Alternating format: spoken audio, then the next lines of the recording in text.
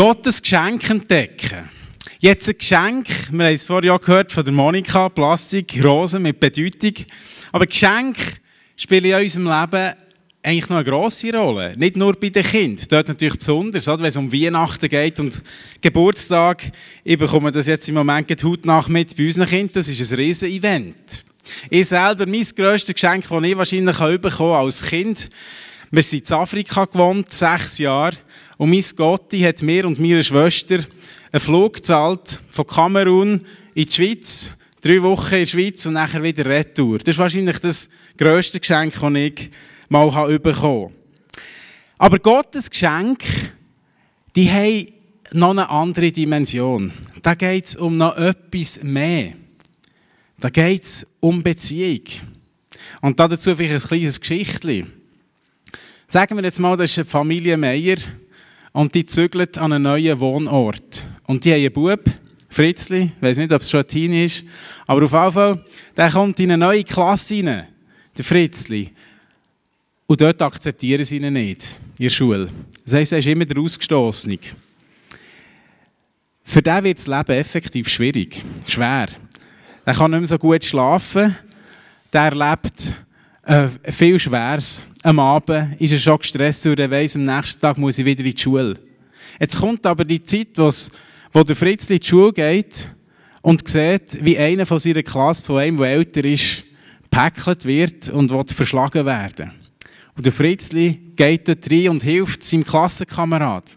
Und von dann an fängt sich die Situation an zu verändern und er wird aufgenommen in der Klasse. Da fängt plötzlich die Beziehung an zu spielen.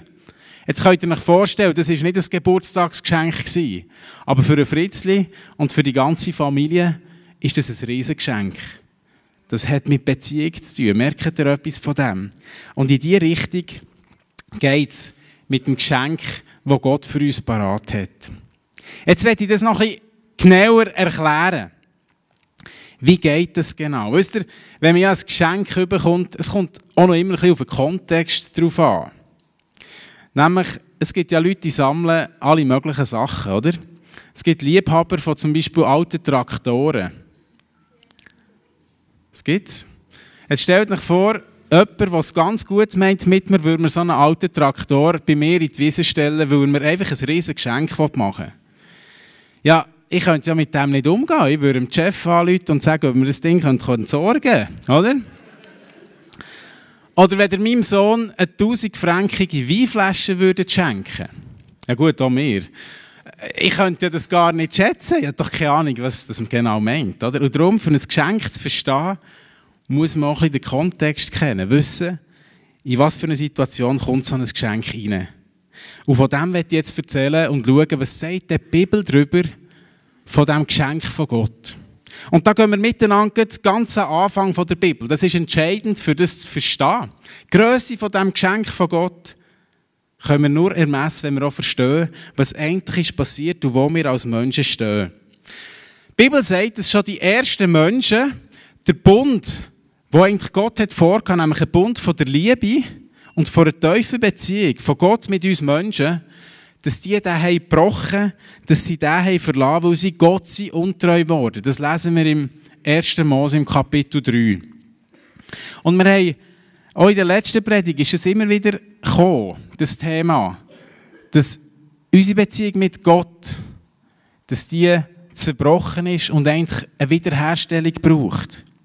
Und etwas von dem merken wir auch im eigentlich wahrscheinlich populärsten Schweizer Fluch. Etwas von dieser Entfernung zwischen Gott und uns. Das, was die ersten Menschen gemacht haben, wo sie Gott nicht gefolgt haben und nicht in dieser Beziehung zu ihm sind geblieben, das hat sich ausgewirkt bis heute. Und das Alte Testament, dort im Jesaja 59 steht, die Schuld, eure Schuld, sie steht wie eine Mauer zwischen euch und eurem Gott. Eure Sünden verdecken ihn, darum hört er euch nicht. Durch das, was dann ist passiert, ist eine Trennung hineingekommen zwischen Menschen und zwischen Gott. Und der Grund ist dort, Gott ist absolut heilig, das heisst perfekt. In ihm ist nichts Schlechtes. Und wir können als Menschen, die aus dieser Beziehung rausgehen, nicht einfach so zu ihm kommen.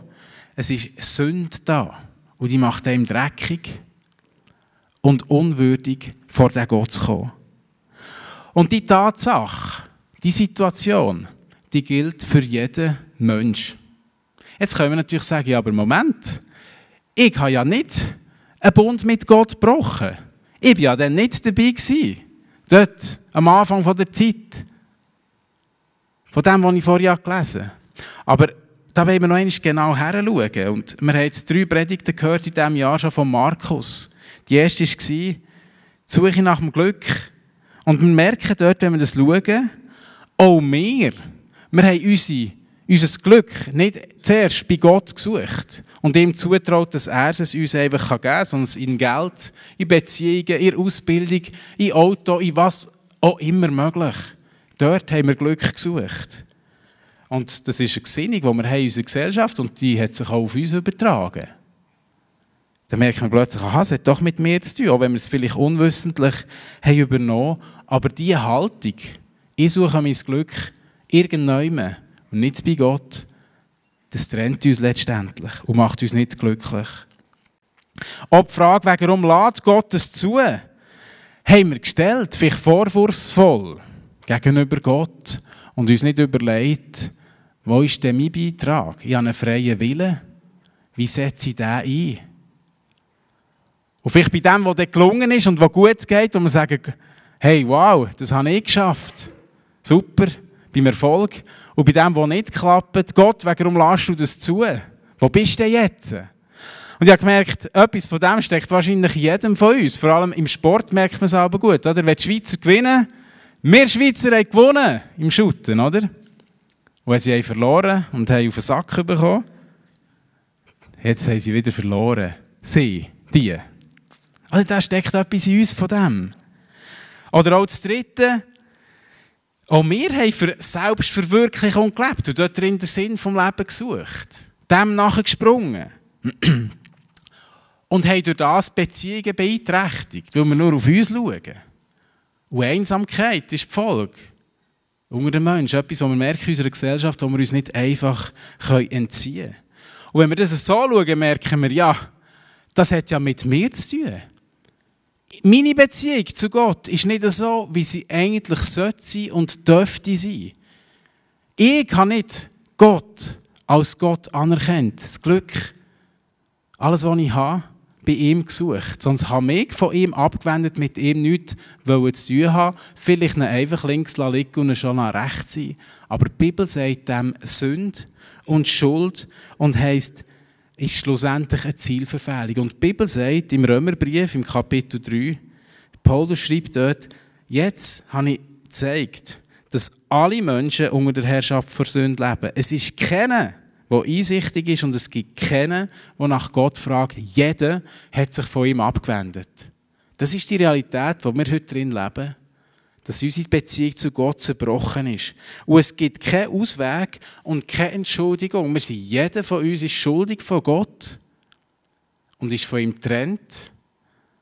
Und wenn das nichts ändert, für alle Zeit, für die Ewigkeit.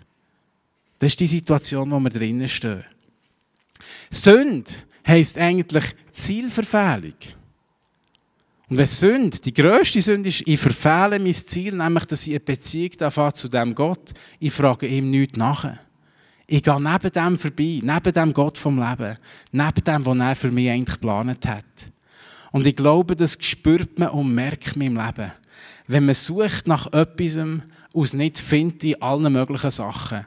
Ein Schriftsteller, ein hochgelehrter Professor, er ist gestorben, aber er hat in England gelebt, der hat gesagt, das ist der C.S. Lewis, wenn ich in mir eine Sehnsucht spüre, die durch keine Erfahrung dieser Welt gestillt werden kann, ist die wahrscheinlichste Erklärung dafür, dass ich für eine andere Welt geschaffen wurde. Und ich glaube, der hat recht. Der hat etwas von dem gemerkt. Die Beziehung zu Gott ist zerbrochen. Eigentlich wäre ich geschaffen für eine Beziehung mit Gott. Aber die Schuld liegt bei mir und das Problem. Ich habe Gott nichts nachgefragt. Jetzt ist die Frage, wie komme ich aus diesem Zustand raus? Wie kann ich das ändern? Gibt es denn eine Möglichkeit? Und ich kann euch sagen, von uns aus als Menschen gibt es keine. Etwas, was ich jetzt machen könnte, für Gott zu gefallen, von mir aus. Die Bibel macht das sehr klar. Gott hat ein Recht, uns zu verurteilen und zu sagen, mit Menschen so, die ich nichts zu tun haben. Aber wir merken etwas, und zwar schon im Alten Testament, von dem, wer Gott ist. Er ist heilig, gerecht, aber ein Gott, und wir haben das vorhin gesungen, von der Liebe, von grosser Liebe. Schon im Alten Testament steht, wo ist ein Gott wie du, Herr? Du bleibst nicht für immer zornig, sondern lässt Gnade vor Recht ergehen. Und das Neue Testament berichtet dann genau von dem. Darum sagt man das Neues Testament, ein neuer Bund, was Gott hat gemacht. Das heisst dort im Johannes 3,16, Gott hat die Menschen so sehr geliebt, dass er seinen eigenen Sohn für sie hergab. Jeder, der an ihn glaubt, wird nicht zugrunde gehen, sondern das ewige Leben haben. Das ist das, was Gott wette. Das ewige Leben schenken. Und das ewige Leben haben wir nur in Beziehung zu ihm. Und die Bibel sagt, für das ist Jesus Christus gekommen. Und das ist die grosse Überraschung, das grosse Geschenk. Ist, dass Gottes Liebe einen Weg findet, über unsere Schuld, über die Trennung von ihm, um wieder eine Beziehung zu ihm zu schaffen. Darum ist Jesus Christus auf die Welt gekommen. Das ist das Grosse, das Geschenk von dem, was wir heute Morgen lesen dürfen. Und die Bibel sagt das, dass er ist gekommen und für uns die Schuld hat getragen. Das heisst, statt uns zu verurteilen, hat er die Strafe, die wir hätten verdient, auf den Jesus da. Darum ist Jesus am Kreuz gestorben. Darum hat es das gebraucht. Er hat die Strafe getragen. Und durch das, was er am Kreuz gemacht hat, hat er den Weg für uns wieder aufgetan, zurück zu dem Gott. Und Gott ist, ich habe es vorhin gesagt, heilig, gewaltig. Im alten Israel hat es einen Tempel gegeben, zur Zeit vom Alten Testament. Und der ist auch noch gestanden, wo Jesus über die Erde ist gegangen. Und in diesem Tempel war das Allerheiligste. Das ist der Ort, wo die Gegenwart von Gott hat symbolisiert und zeigt, dort war Gottes Gegenwart präsent gewesen. Und es war abgetrennt mit einem riesigen Vorhang, 13 Meter hoch, 9 Meter lang und stellt euch vor, 10 cm dick. Ein riesiger Vorhang abgetrennt, da hast du nicht einfach reinspazieren. Im Gegenteil, da ist einmal im Jahr ist der Hohepriester, die höchste geistliche Instanz von dieser Zeit, hat rein dürfen. Nur einmal im Jahr. Zu dieser Heiligkeit von Gott. Und sie haben im Scheinsalben ein Seil um einen Scheich gebunden, für wenn er Gott eine Begegnung haben mit ihm und umkippen, dass niemand ihn reingehen holen, weil der schon sterben, sonst dass man in diesem Seil nachher rausziehen könnte. So heilig ist Gott. Und jetzt stellt euch vor, wo Jesus ist gestorben am Kreuz, er hat ausgerufen, es ist vollbracht. Ich habe gezahlt. Ist der Vorhang von zuoberst bis zuunterst zerrissen, ist aufgegangen. Und wisst ihr, was das heisst? Jetzt ist der Zugang frei. Wir können wieder zu Gott gehen. Durch das, was Jesus hat gemacht hat. Durch sein Opfertod ist der Zugang zum Allerheiligsten frei. Der Zugang zu Gott. Und schaut, das Alte Testament, das ist das, was Gottes Bund, der gilt auf der Grundlage vom Gesetz. Und im Neuen Testament ist der neue Bund da auf der Grundlage von Barmherzigkeit und von der Liebe von Gott. Und das ist das, was Gott eigentlich mit jedem machen will. Ein Bund von Herz zu Herz. Von Mensch zu Gott. Er zu uns, ganz persönlich.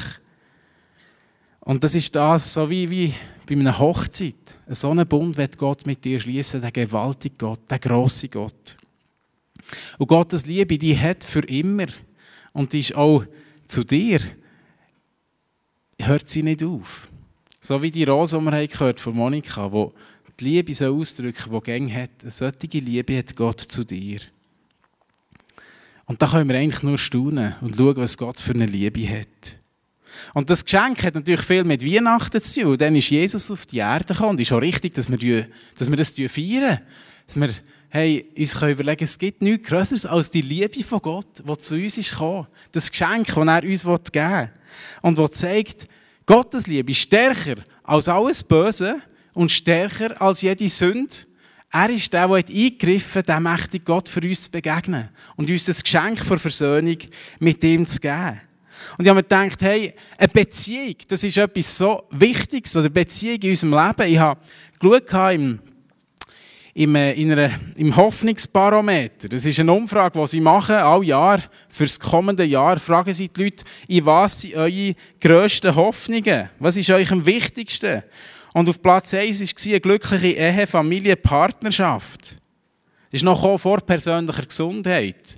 Und auf dem Platz 3 war gute und vertrauensvolle Beziehungen zu anderen Menschen. Und man hat gemerkt, die Hoffnung steckt in den Beziehungen. Und stell dir vor, eine solche Beziehung bietet Gott an. Wenn wir schon so viel Kraft rausnehmen aus den Beziehungen untereinander, wie viel mehr aus einer Beziehung zum Lebensgott. Heute, wenn der Wawrinka spielt im Tennis, und ich hoffe, er gewinnt, ich bin fast sicher, wenn er bei der Siegerehrung ein Statement geben könnte, würde er seinen Eltern danken, seinen Freunden, die ihn durchgetragen durch die Zeit. Und so wird Gott uns durchtragen und eine Beziehung mit uns haben. Das ist das, was er anbietet. Jetzt ist aber entscheidend, wie ich damit umgehe. Das heisst, das Angebot, das Gott gibt, ist für jeden da. Und die Frage ist, was mache ich jetzt mit dem? Und wir haben es vorhin gehört von der Monika, es ist ein Punkt in ihrem Leben, wo sie sich entschieden hat. Wo sie gemerkt hat, jetzt möchte ich Antwort geben auf das, was Gott für mich gemacht hat. Und das ist entscheidend wichtig, dass wir das Geschenk auch annehmen und uns mit Gott versöhnen, weil Gott hat uns einen freien Willen gegeben. Ich kann das Geschenk auch ablehnen. Ich kann mich besinnen, als Kind, einmal, als ich Geburtstag hatte, sind meine Nachbarskinder gekommen. Und die haben mir irgendein Geschenk gebracht und noch eine Schokotafel. Und dann scheint es, das sagen mir meine Eltern, habe ich die Schokotafel genommen und habe sie ihm wieder gegeben und habe gesagt, die kannst du wieder mitnehmen, die habe ich nicht gern. Heute mache ich das natürlich anders, oder? Dann nehme ich alles und dann kann man es später noch damit machen, was man will, oder? Genau. Das darf man ja nicht machen, das ist nicht anständig. Aber mit dem Geschenk von Gott ist es auch so. Ich habe die Freiheit, das anzunehmen oder abzulehnen. Und noch einmal können wir uns überlegen, warum es sich lohnt, so eine Entscheidung für Gott zu treffen. Gott sagt, er hat uns geschaffen zu einem Gegenüber mit ihm. Er hat uns geschaffen zur Beziehung mit ihm. Wie ein Fisch fürs Wasser und ein Vogel für die Luft. Wir Menschen sind geschaffen für eine Beziehung mit Gott. Und wenn das fehlt, dann merken wir, da ist irgendetwas nicht gefüllt. Darum haben wir eine Sehnsucht nach Gott. Und er ist der, der die tiefste Sehnsucht in deinem und meinem Leben stillen kann. Das vermag er, der Schöpfer. Das Zweite, er kennt den Sinn von meinem Leben. Wenn wir uns nur selber verwirklichen, nur auf uns schauen, irgendwie macht das eben gleich nicht zufrieden. Letztlich sogar einsam. Gott vermag zutiefst unserem Leben Sinn zu geben und uns zu erfüllen. Er ist der Gott vom Leben. Und er ist auch der, der uns einen freien Willen hat gegeben, den ich brauchen darf. Er kennt unseren Wunsch nach Freiheit, nach etwas Kreativem, etwas zu machen. Und er will uns wirklich mit dem beschenken und will von uns ein Ja gehören zu ihm, weil wir die Freiheit nur bei ihm finden. Das war für mich etwas vom Schönsten. Das Schönste vielleicht, wo meine Frau mir Ja hat gesagt, als sie gefragt, ob sie mit mir gehen will, zum Heiraten. Aber sie hat sich entscheiden. Und stellt euch vor, so freut sich auch Gott, wenn wir uns für ihn entscheiden. Wenn wir ein Ja geben können. Jetzt so eine Beziehung und so eine Entscheidung für Gott, die lohnt sich auf 100. Und ich kann euch das sagen von mir. Ich habe nicht irgendwie eine Alternative zu dem, was ich euch heute Morgen erzähle. Es sollte eigentlich selbstverständlich sein. Aber mein ganzes Leben hängt an diesem Gott. Ich habe nichts anderes. Und ich kann euch sagen, ich habe das schon vor manchem Jahr machen. Das erfüllt mich. Das ist alles, was ich habe. Meine Freude, den gewaltigen Gott zu kennen. Ich habe nicht eine Alternative oder ein Weg für mich, irgendwie sonst noch, sonst vertraue ich diesen Gott. Was können wir da machen? Die Bibel oder Jesus erzählt ein Gleichnis, und zwar von einem verlorenen Sohn. Ich will euch das heute erzählen. Der ist zu seinem Vater gegangen und der Vater hatte 2 Söhne gehabt. Und der Jünger ist gegangen und hat gesagt, komm, gib mir die Kohle, gib mir das Erbe. Ich will in die Welt raus und mache, was mir gefällt. Und der Vater hat es ihm gegeben. Der Sohn hat die Hälfte vom Vermögen oder etwas in dieser Richtung genommen, zu Geld gemacht und ist ab. Und hat dort sein Vermögen durchgelassen. Später ist in das Land eine Hungersnot gekommen und dann ist es ihm noch schlimmer gegangen, weil er nichts mehr hatte, hat er auch kein Essen mehr gehabt, ist dann zu einem, der Säue hatte und ist die Säue hüten. Und hat dort gelitten und hat nicht einmal den Fuß von der Säue dürfen essen. So dreckig ist es ihm gegangen. Und in dem Moment kommt mir in den Sinn, hey, aber bei meinem Vater hätte es doch gut, wenigstens zu essen hätte ich dort. Und dann heisst es, da kam er zur Besinnung. Bei meinem Vater hat jeder Arbeiter mehr als genug zu essen und ich sterbe hier vor Hunger. Ich will zu meinem Vater gehen und ihm sagen, Vater, ich bin schuldig geworden an Gott und an dir. Sieh mich nicht länger als deinen Sohn an, ich bin es nicht mehr wert. Aber kann ich nicht als Arbeiter bei dir bleiben? Er stand auf und ging zurück zu seinem Vater. Das müsst ihr hören. Der erkannte ihn schon von Weitem. Voller Mitleid lief er ihm entgegen, fiel ihm um den Hals und küsste ihn. Doch der Sohn bekannte, Vater, ich bin schuldig geworden an Gott und an dir. Sieh mich nicht länger als deinen Sohn an, ich bin es nicht wert. Sein Vater aber befahl den Knechten, beeilt euch, holt den schönsten Anzug, den wir im Haus haben, und gebt ihn meinem Sohn. Bringt auch einen kostbaren Ring und Schuhe für ihn. Schlachtet das Kalb, das wir gemästet haben. Wir wollen feiern. Mein Sohn war tot, jetzt lebt er wieder. Er war verloren, jetzt hat er zurückgefunden. Und sie begannen ein fröhliches Fest. Was der Sohn hat gemacht, ist eine bewusste Entscheidung, ich will zurück zu meinem Vater. Und das ist das, was wir tun können, um zu dem Gott vom Leben wieder zurückzufinden. Und wie kann ich das machen? Das eine ist, ich bitte Gott um Vergebung für meine Sünde, für meine Schuld, dass ich bis jetzt das Ziel habe verfehlt und ohne Gott habe gelebt. Und ich bitte, dass er mir vergeben.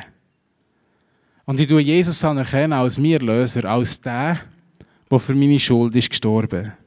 Und ich bitte Jesus, in mein Leben zu kommen und die Herrschaft von meinem Leben zu übernehmen. Das heisst, dass er jetzt sagen darf, wie es soll gehen.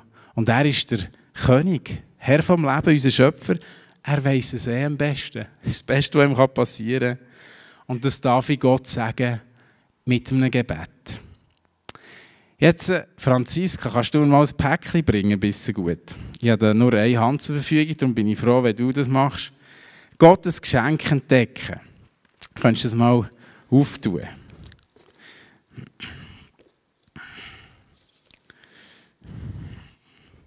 Jetzt kann man das auseinanderfalten, respektive reinschauen. Und hier habe ich ein Herz und das zeigt die Liebe von Gott, die Beziehung zu ihm. Das ist das Geschenk, das Gott uns geben will. Jetzt, merci Franziska. Wenn wir die Verpackung schauen, sehen wir das Kreuz. Das Geschenk der Liebe von Gott kommt zu uns nur durch das, nur durch Jesus, nur durch das, was er für uns am Kreuz gemacht hat. Nur so können wir das Päckchen empfangen. Und das dürfen wir heute Morgen empfangen. Wenn jetzt jemand da ist, wenn Leute da sind, die das noch gar nie gemacht haben, das Geschenk von Gott empfangen, dann wäre heute Morgen eine Gelegenheit. Das dürfen zu formulieren in einem Gebet. Es dürfte in der Band auch wieder vorkommen. Und ich möchte gerne ein Gebet beten, wo das, was ich vorhin, wo da steht, der Folie, wo ich Gott bitten, dass er mir vergibt, dass er Herr wird von meinem Leben, dass das passieren in deinem Leben. Heute kann der Tag sein, wo du Jesus annimmst, wo du die Beziehung bekommst zu diesem Gott. Und weisst, ich habe mir schon überlegt, Jesus braucht ein krasses Gleichnis, wo er sagt, der Sohn, der nicht mehr beim Vater war, ist am Schluss bei der Säue gelandet und hat kein zu essen gehabt. Stell dir das mal vor. So vergleicht Jesus ein Leben, das nicht bei diesem Vater ist. Und stell dir mal vor, es gibt Menschen, die wissen ja gar nichts anderes. Manchmal sind wir uns so gewöhnt, dass wir die Beziehung zu Gott nicht haben. Und wissen gar nicht, es gibt noch viel mehr. Man sucht die Lösung in allem Möglichen. Und heute Morgen kannst du das ändern, wenn du Jesus bekennst, ich brauche dich, vergib mir meine Schuld, ich will, dass du Herr wirst von meinem Leben. Und ich möchte gerne euch alle einladen für das Gebet. Echt, dass wir still werden vor Gott, können wir die Augen zutun. Und ich möchte einfach die einladen, die merken, heute Morgen ist es dran für mich, den Jesus einzuladen in mein Leben. Dass ich ein Kind von Gott werden darf. Dass du in deinem Herz das Gebet, das ich bete, nachbeten. Ich lade dich ein. Wir sind jetzt einfach vor Gott. Das ist eine Möglichkeit, für Jesus das Leben anvertrauen. Dass wir für jetzt und für immer mit ihm dürfen sein. Wir beten. Vater im Himmel, mir ist klar geworden, dass ich mein Leben selber bestimmt habe. Vater im Himmel, mir ist klar geworden, dass ich mein Leben selber bestimmt habe. Ich bitte dich, dass du mir all meine Schuld und meine Sünde vergibst. Ich bitte dich, dass du all meine Schuld, meine Sünde vergeben. Komm du in mein Leben und bist du mein Herr und Erlöser.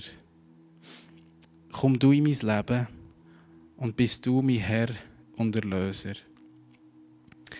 Bist du der sagt, was soll durchgehen in meinem Leben?